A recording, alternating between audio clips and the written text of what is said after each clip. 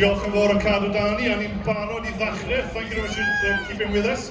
We are now ready to start. The crew's ready. The casualties are in place. And we'll talk our way through it so you can have an appreciation of what's going on. I'm joined by a colleague from SHARKTIME who will describe their operations as we go along.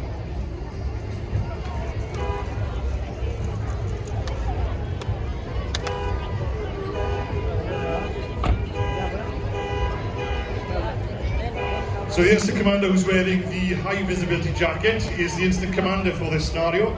His name is Crew Manager Aid Cummings. So his first task is to look around the vehicles to identify any hazards or casualties and call them out to his crew. Primarily keeping everybody safe and not injuring ourselves as we go. So all of that mae'n yma yw enw Crew Manager Aid Cummings.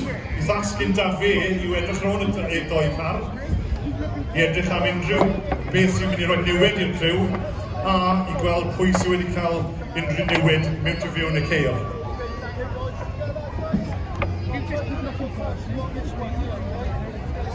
Everything that we do is centered around the casualties. So all the guys are doing now is stabilizing the vehicles using a variety of blocks and steps. What gives the cars a firm platform on which to work on so not to increase any injuries to those casualties, especially any spinal injuries. Good morning, ladies and gentlemen. It's Josh from the Welsh Ambulance Service. We've got a hazardous area response team of 2 here today. Combined service for 35 years, been with the hazardous area team for about 10 years. So hazardous area team are going to be looking at any risk areas, so any entering areas of risk, working alongside our fire service colleagues for that primary aim of saving life and preventing further deterioration of the casualty. So you started interaction with that casualty straight away, oxygen therapy on, looking at pain relief, looking at the conscious levels of that patient, trying to do the most for that patient as quickly as they possibly can, whilst our fire service colleagues make that area safe.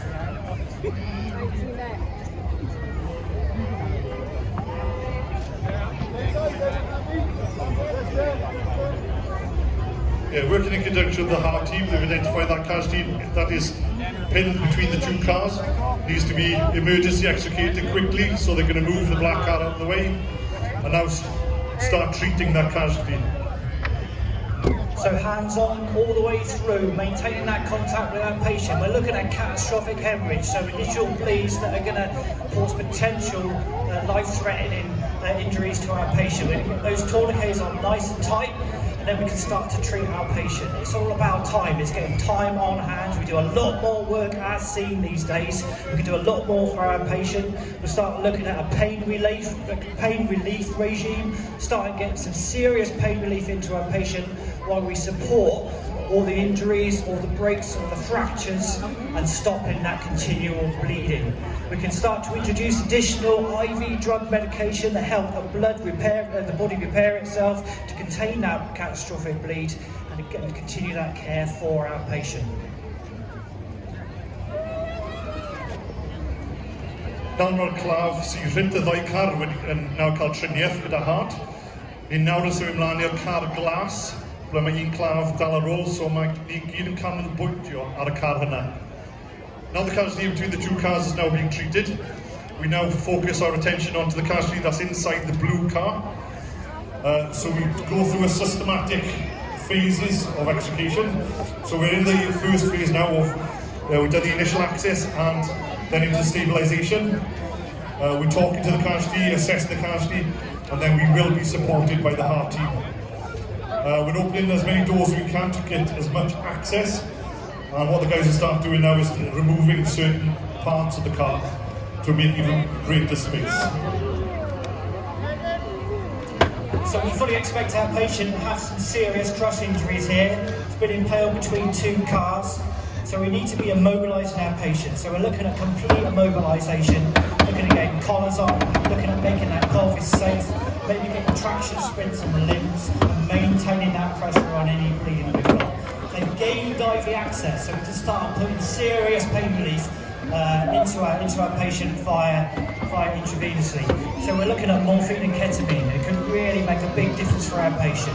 Continue with that immobilization, we're getting that TXA in to assist the body in clotting, and then we've also made aware, according to our doctors to see do more and more things for our patients. We do a complete chest check, make sure the breathing is okay, and transporting our patient onto an extraction device so we can get that patient into ED as quickly as we possibly can. As you can see, the crew have now removed the boot hatch using our battery-powered cutting equipment, ideal for those stubborn toenails. And what it does is create even more space to make access into that casualty and bring up a plan of bringing them out.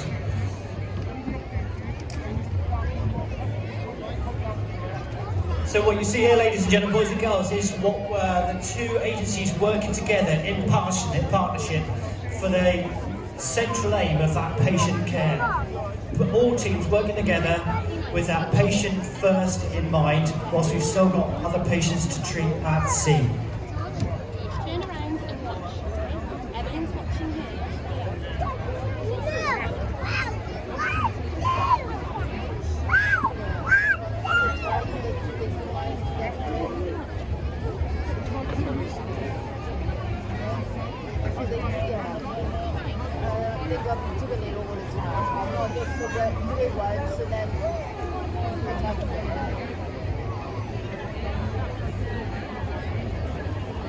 So as we can see here, we've only been a couple of minutes into the incident.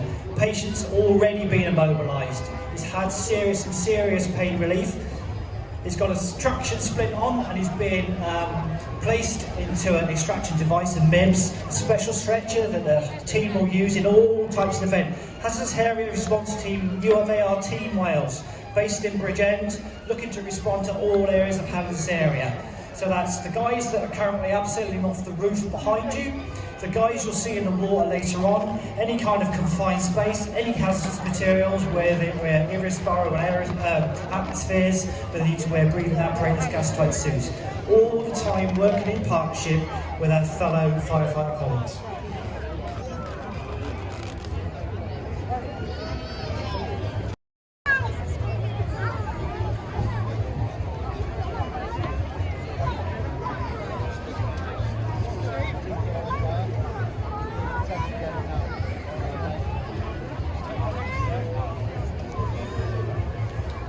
Patient number 2 is ready for extraction. He's been in the vehicle for just under 25 minutes, but he's had care all the way through. We're looking now for getting that patient secure on that board so we can extract it out the rear of the vehicle and then hand it over to further medical care.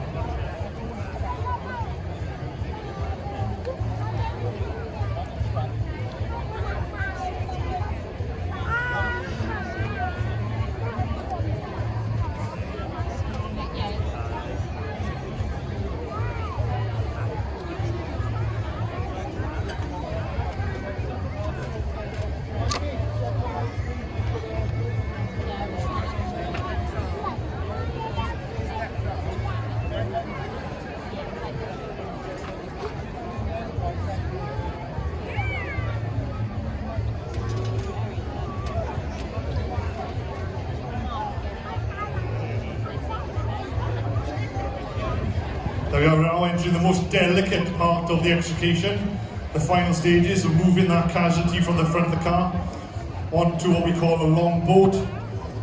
So we don't want to worsen their conditions or further any injuries. So now what we call is hands-on. It's very delicate, small movements, and there's only ever one voice within that group there who is in charge of the casualty's neck and head.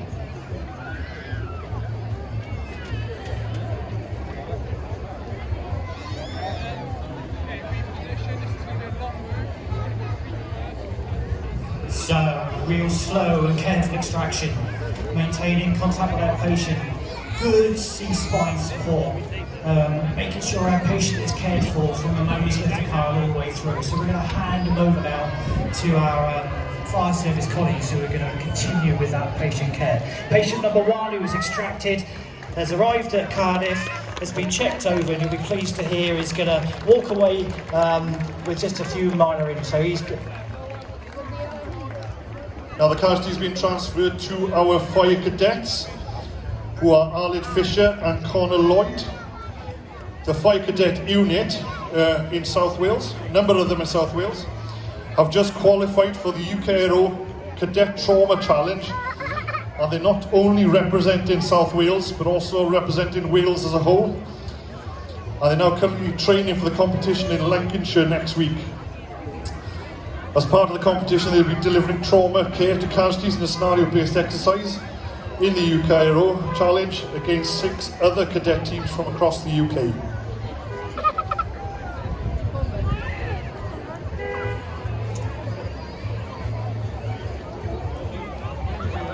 So it looks like the casualty has deteriorated. They're going to move and demonstrate some CPR on our little dummy on the floor.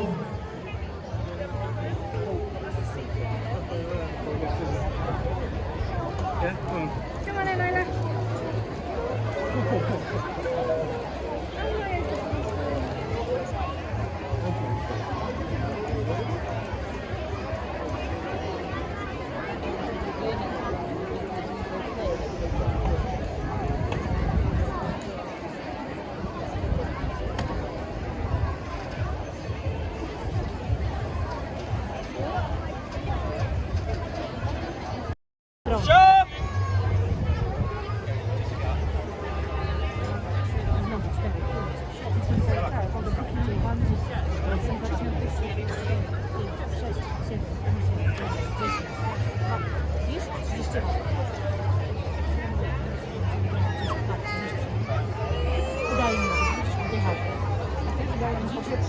Start clear! Yeah. Sharp!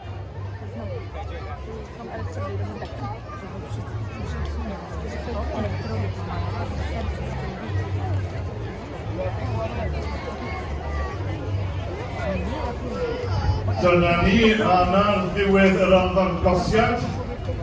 That's it, thank you very much. That's the end of this demonstration. Give everyone a nice big round of applause. Quick clap there. And amazingly, the casualties come back to life. Look, there we go.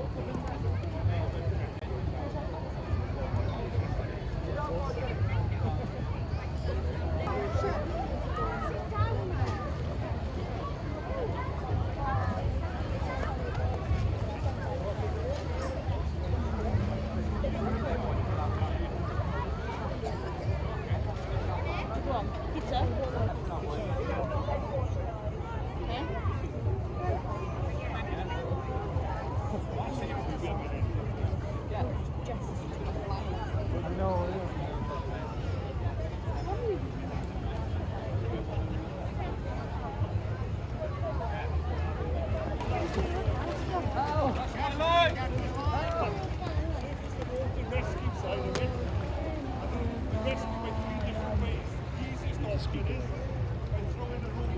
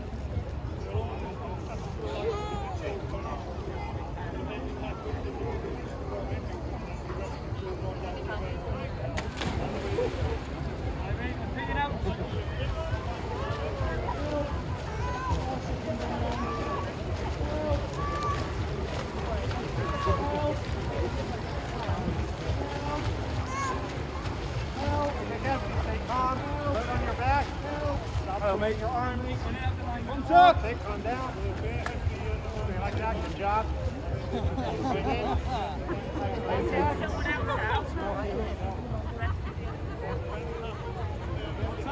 Which way? Pardon?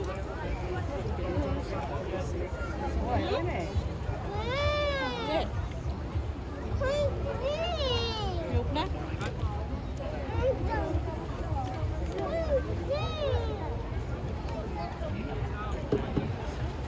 Can you bring the donuts to the top so they don't get crushed?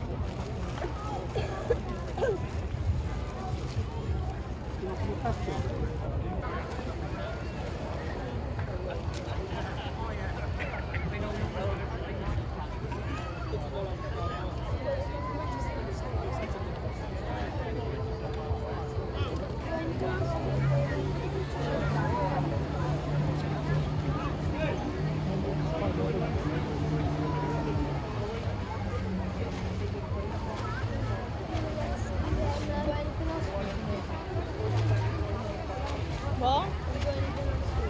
West? Another pizza slice?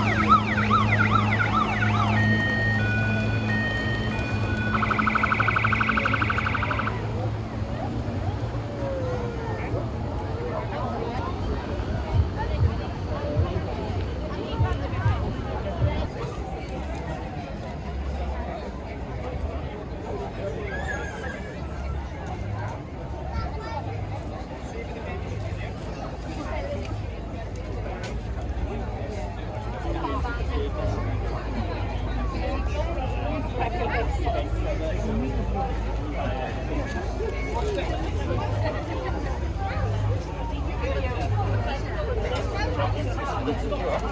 chose wisely. Would you like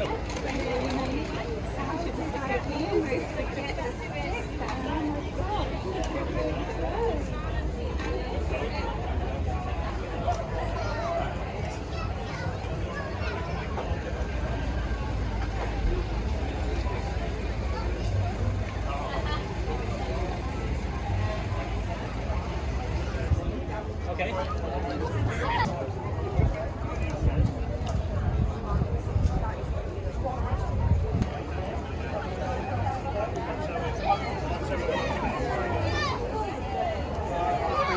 Slightly different. This one.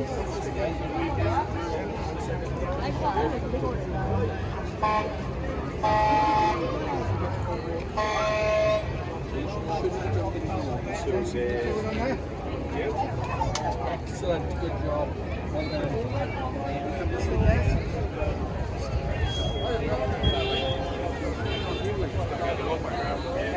Last year we were right next to it. It was fun.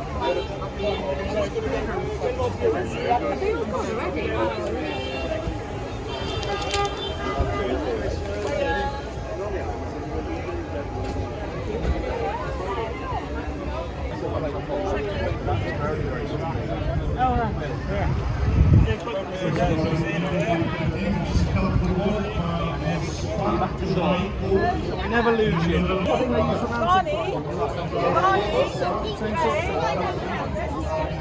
When there's a whistle. Someone's giving out whistles, so I won't say yes. That means.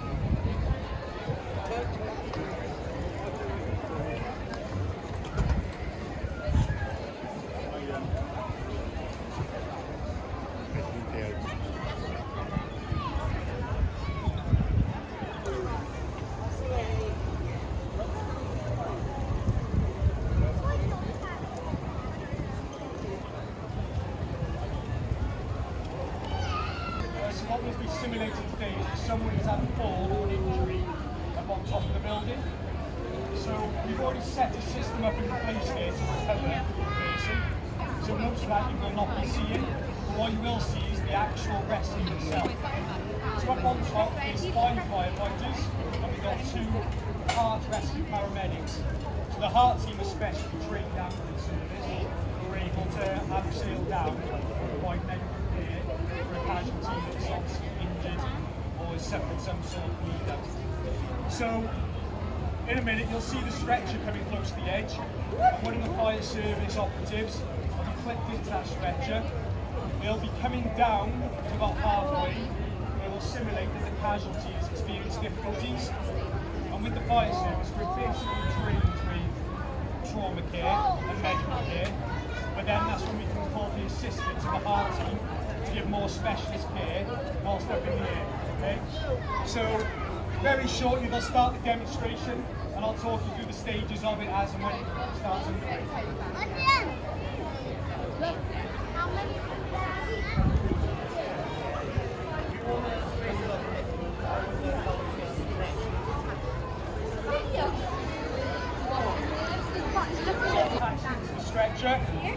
and the paramedic of the heart team is dressed in green. So you'll see two different colours up there. So the casualty has already been packaged into the stretcher. They've done an initial assessment of his injuries and they've deemed it okay for him to come down. Okay? If there was any problems with him coming down, they would have to deal with the injuries or whatever is happening with the casualty before they package them and start the descent.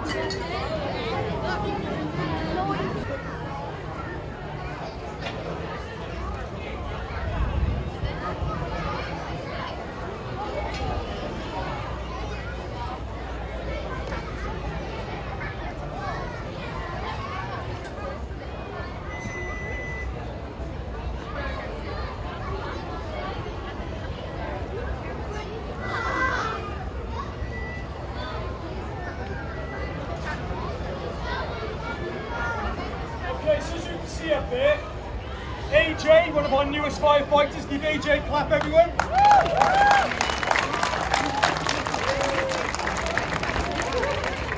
AJ is transferring over what we call a difficult edge. So the edge of the transition is 90 degrees. So the rope is coming towards him, but he's then actually got to descend vertically straight down. So this is the bit he's trying to overcome now, is to get that stretcher over that difficult edge. So when he achieves that, he then pushes the wall, and he should push himself out away from the wall, and stretch will sit nicely across his line.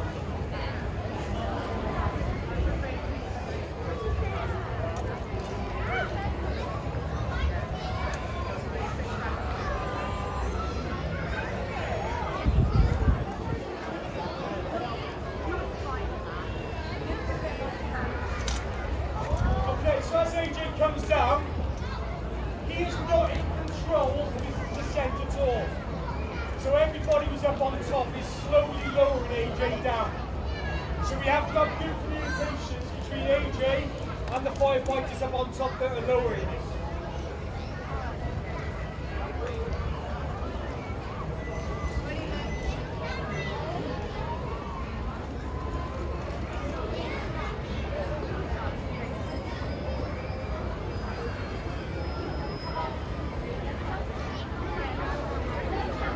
Okay, so as AJ's descending down, we've just realised that the casualty is suffering difficulties.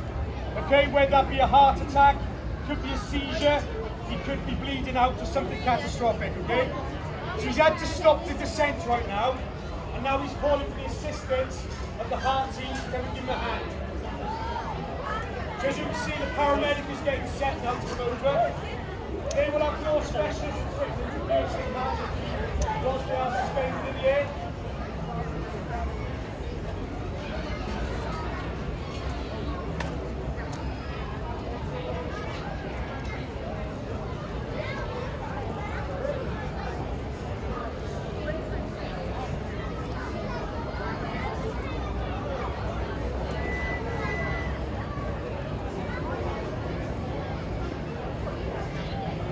Okay, so now they join together.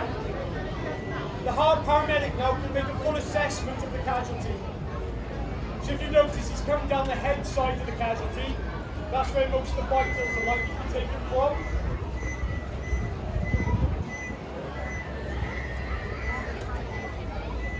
So as you can appreciate, trying to do this suspended, potentially could be 100 feet in the air.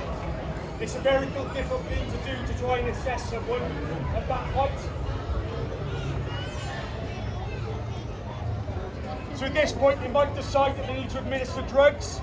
They might have to adjust the tourniquet or bandage to prevent bleeding further, just to make it safe for them to continue down with the descent.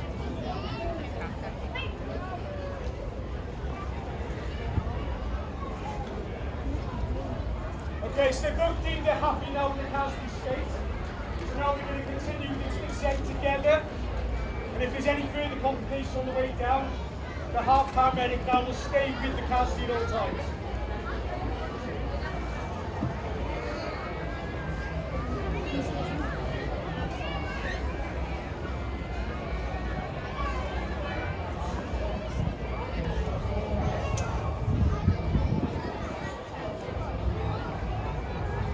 Okay, as we reach the bottom now they'll take it slow.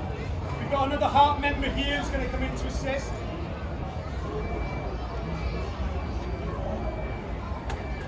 And as soon as the casualty's on the floor, that's when the full medical attention can be administered.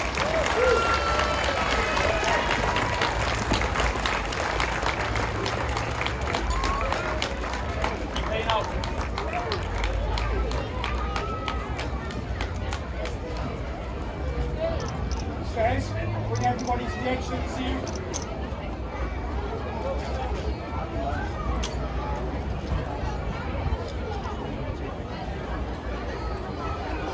Okay, for this scenario now, we've done the rescue from height.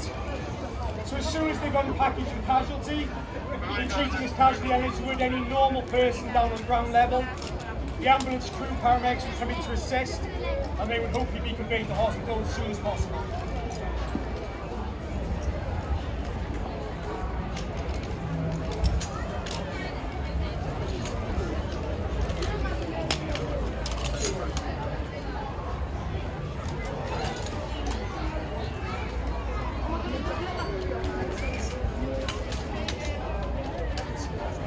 Okay, so you can see up top, that's the operatives that have been lowering the unit down.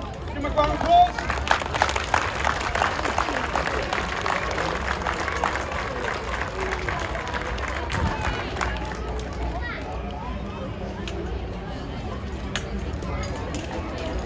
Okay, so they're de-rigging the system now.